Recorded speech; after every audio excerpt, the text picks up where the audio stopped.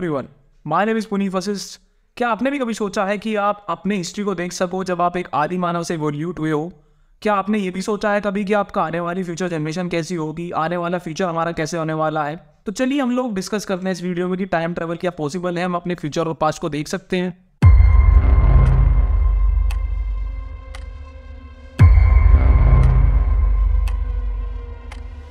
तो हम इसकी अगर हिस्ट्री की बात करें तो साल 1895 में H.G. वेल्स ने एक नोवेल लिखा था जिसका नाम था टाइम मशीन नोवेल। ये एक साइंस फिक्शन नोवेल था जिसके अंदर टाइम मशीन का कुछ कॉन्सेप्ट दिया था। इस नोवेल के बाद में बहुत सारी कुछ ऐसी मूवीज आई हैं, बहुत सारी ऐसी थ्योरीज आई हैं जो बहुत ज्यादा पॉपुलर हुई हैं।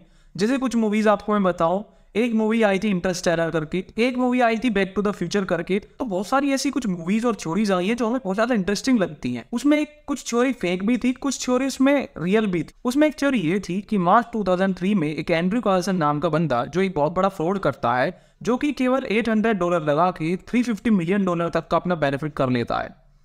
इसको देखते हुए FBI इस पर एक जांच कमेटी बैठाती है जिसमें पता चलता है कि उसका दिसंबर 2002 से पहले कोई रिकॉर्ड ही नहीं है। अब ये बहुत ज़्यादा चौंकाने वाली बात थी, इसीलिए उसको अरेस्ट कर लिया जाता है। पूछताछ में एंड्रयू कार्लसन से पता चलता है कि वो 250 ईयर्स बाद से आया है। अब उसको डेट दे दी जाती है कोर्ट में प्रेजेंट होने की, अप्रैल में। अब अप्रैल में वो वहाँ प्रेजेंट नहीं होता है और कहीं ना कहीं गायब हो जाता है, जो कि आज तक उसका पता नहीं चल पाया। तो क्या इसका मतलब टाइम ट्रेवल पॉसिबल है? तो चलिए बात करते हैं इसके बारे में। तो टाइम ट्रेवल को जानने से पहले हमें पता करना होगा कि हम टाइम में किस तरीके से ट्रैवल कर सकते हैं। उसमें दो रास्ते हो सकते हैं, या तो आप पास्ट में ट्रैवल करना चाहते हो या फ्यूचर में। हम लोग सबसे पहले बात करेंगे कि आपको फ्यूचर में ट्रैवल करना है। सबसे पहले बात कर लेते हैं फ्यूचर में ट्रैवल करने के लिए। स्टार्टिंग में आपकी इसाक न्यूटन ने कुछ थ्योरीज दी थी, जिसमें कुछ थ्योरीज ये हैं जैसे कि लॉ ऑफ इनर्शिया या law of action and reaction. उसमें न्यूटन ने बोला था कि आपका कोई भी ऑब्जेक्ट किसी भी वेलोसिटी या किसी भी स्पीड से या किसी भी जगह ट्रैवल कर रहा है तो उसका जो टाइम रहने वाला है वो कॉन्स्टेंट रहेगा। तो इसी को कॉन्ट्राडिक्ट करते हुए एल्बर्ट आइंस्टीन ने एक थ्योरी दी थी जिसका नाम था थ्योरी ऑफ स्पेशल रिलेटिविटी, जिसमें उन्होंने बोला था कि टाइम आपका कॉन्स्टेंट नहीं रहता है, टाइम आपका स्पीड के हिसाब से भी वेरी करता है। यही कॉन्सेप्ट आता है उनका थ्योरी ऑफ रिलेटिविटी में, जिसमें कि उन्होंने टाइम डायलेशन का कॉन्सेप्ट दिया था। तो आइए सबसे पहले हम समझते हैं टाइम डायलेशन होता क्या है। सपोज कीजिए आपका एक ऑब्जेक्ट आपका अर्थ पे रखा हुआ है, एक ऑब्जेक्ट आपका स्पेस में ट्रैवल कर रहा है with the speed of light. तो कहीं ना कहीं उनके बीच में जो डिफरेंस आने वाला है टाइम का, उसी को हम टाइम डायलेशन बोलेंगे। तो आइए हम लोग बात करते हैं किस तरीके से हम फ्यूचर में ट्रैवल कर पाएंगे with the help of time dilation. तो जैसे कि मैंने आपको बताया कि आप टाइम डिलेशन की हेल्प से अपने टाइम को डिले करा सकते हो या किसी भी ऑब्जेक्ट के टाइम को डिले करा सकते हो फ्यूचर में जाने के लिए। सपोज कीजिए आपका एक ऑब्जेक्ट जो कि आपका अर्थ पे है, एक ऑब्जेक्ट आपका ट्रेवल कर रहा है स्पेस में स्पीड ऑफ लाइट से।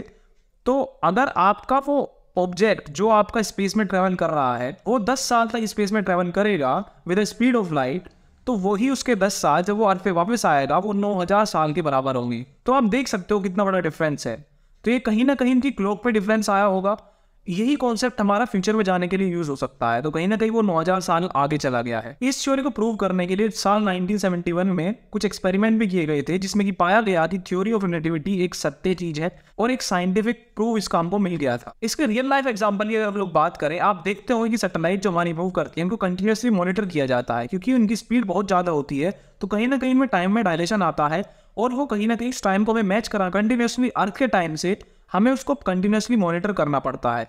तो उस चीज को भी आप समझ सकते हैं किस तरीके से टाइम डायलेशन का कॉन्सेप्ट वहां पर भी यूज हो रहा है। अब टाइम डायलेशन के कॉन्सेप्ट के साथ साथ हमारे पास दो कॉन्सेप्ट आते हैं फ्यूचर में ट्रैवल करने के लिए। या तो हम स्पीड का यूज कर सकते हैं, जिसका मैंने आपको बता दिया। एक कॉन्सेप्ट आता है हम लोग मास का भी यूज कर सकते हैं। अब मास का कॉन्सेप्ट आप समझने के लिए एक सपोज कीजिए आपके पास एक स्पेस टाइम फैब्रिक है जिसके ऊपर हमने एक मोल रखी हुई है। जितना ज्यादा वो स्पेस टाइम फैब्रिक, जितना ज्यादा उसमें मैश बनेगा, जितना ज्यादा वो नीचे की तरफ दबेगा, उतना ही ज्यादा सपोज कीजिए उस बॉडी का, उस ऑब्जेक्ट का मास होने वाला है।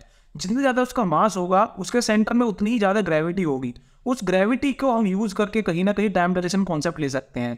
कहने का मतलब है जिस ऑब्जेक्ट का मास जितना ज़्यादा होगा उतनी ज़्यादा उसकी ग्रेविटी होगी, उतना ही ज़्यादा उसमें टाइम डायलेशन का भी कॉन्सेप्ट आएगा। तो इसी कॉन्सेप्ट को यूज़ करते हुए इंटरस्टेलर मूवी में दिखाया गया है कि किस तरीके से ब्लैक होल का यूज़ करके वहाँ केवल 2 घंटे अर्थ पे अप्रोक्सीमेटली 50 to 60 ईयर्स का टाइम डिले दिखाते हैं और वो फ्यूचर में कहीं ना कहीं ट्रैवल कर जाते हैं। अब इन्हीं के साथ साथ कुछ ऐसे कॉन्सेप्ट भी आए हैं, जैसे क्रायो स्लीप नाम का एक कॉन्सेप्ट आया है जिसमें कि ह्यूमन बॉडी को हाइबरनेट मोड में स्लीप कराकर हम लोग उसको टाइम ट्रैवल करा सकते हैं।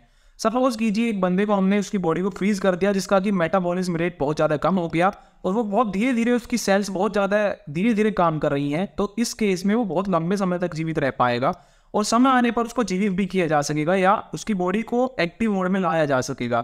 इसी चीज को यूज करते हुए हम लोग क्रायोस्लीप का यूज करने वाले हैं, जो कि नासा इस पे काम कर रहा है। तो आपने देखा किस तरीके से हम लोग फ्यूचर की तरफ ट्रैवल कर सकते हैं।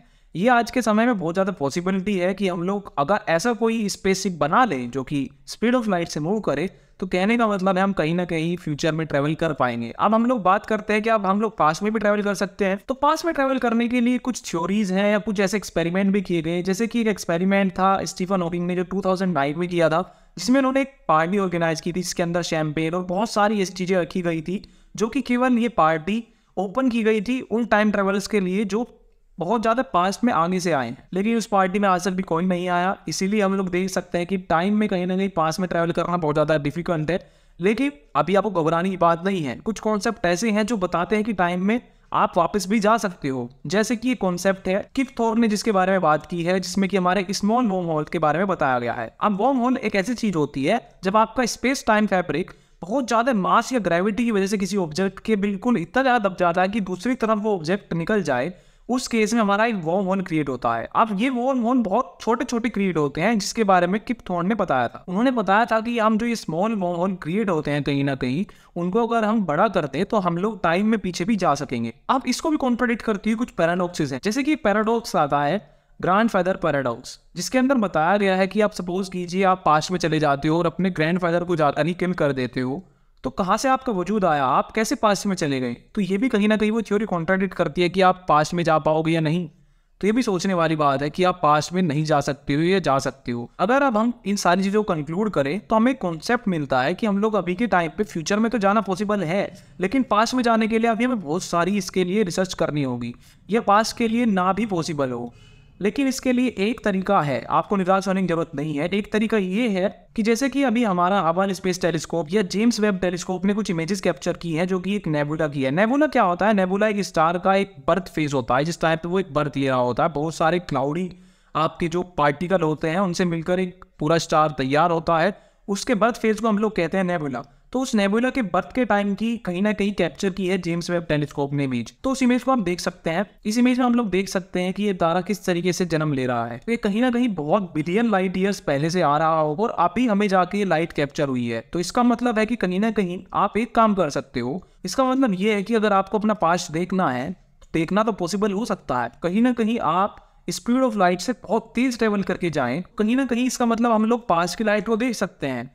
इसका मतलब है कि अगर आपको 1950 की लाइट को देखना है, अगर 1950 के ईयर को आपको देखना है अर्थ पर क्या हो रहा होगा उस टाइम पे, तो आपको स्पीड ऑफ लाइट से इतनी तेज जाना होगा कि जहां तक वो 1950 वाली लाइट पहुंची होगी उससे आगे जाके आप उसको देख सको या उसको कैप्चर कर सको। तो उससे आपको पता चल जाएगा कि क्या उस टाइम पे हो रहा होगा। तो कंक्लूजन में यही बात निकल के आती है कि पास्ट में हम केवल देख सकते हैं, अभी के टाइम पे जाना बहुत ज़्यादा इम्पॉसिबल है, बट फ्यूचर में आज के टाइम पे हम लोग जा सकते हैं।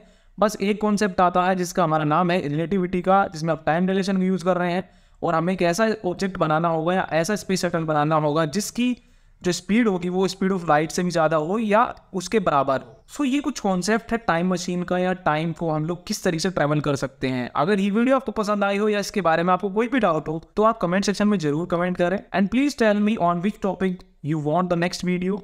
सो थैंक यू सो मच।